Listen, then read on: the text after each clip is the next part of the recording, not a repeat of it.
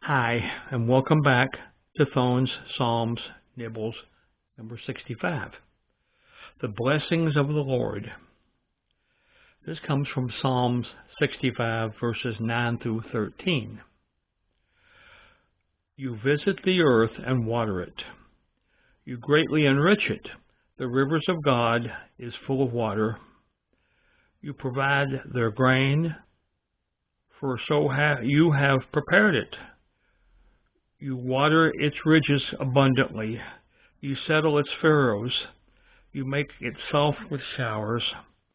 You bless its growth. You crown the year with your goodness, and your paths drip with abundance. They drop on the pastures of the wilderness, and the little hills rejoice on every side. The pastures are clothed with flocks. The valleys also are covered with grain. They shout for joy. They also sing.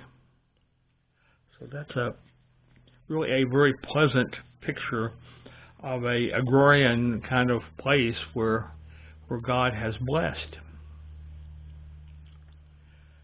And, it almost is like describing earth as God's garden.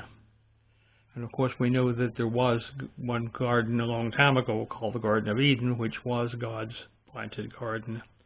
And this is just pointing out that even though this isn't a special garden like that one was, anything that God blesses is overwhelmingly abundant. So we should think about that.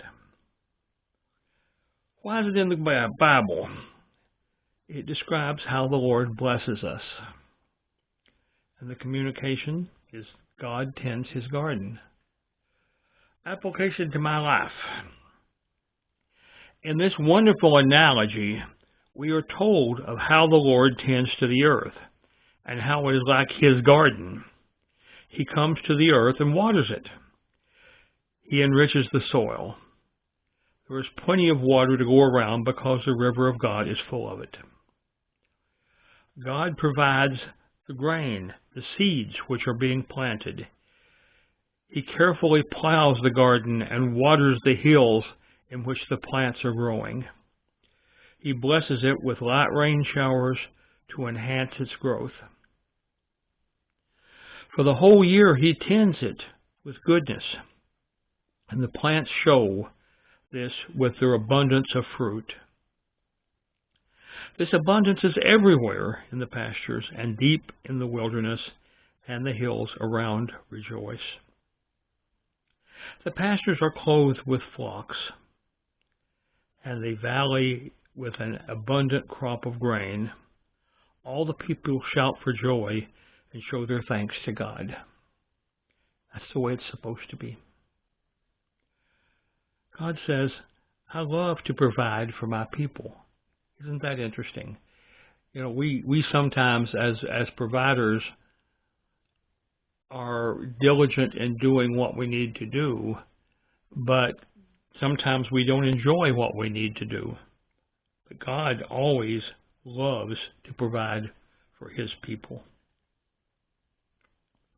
My personal response to this is, Lord, thank you for all the necessities you provide, and the occasional luxury as well.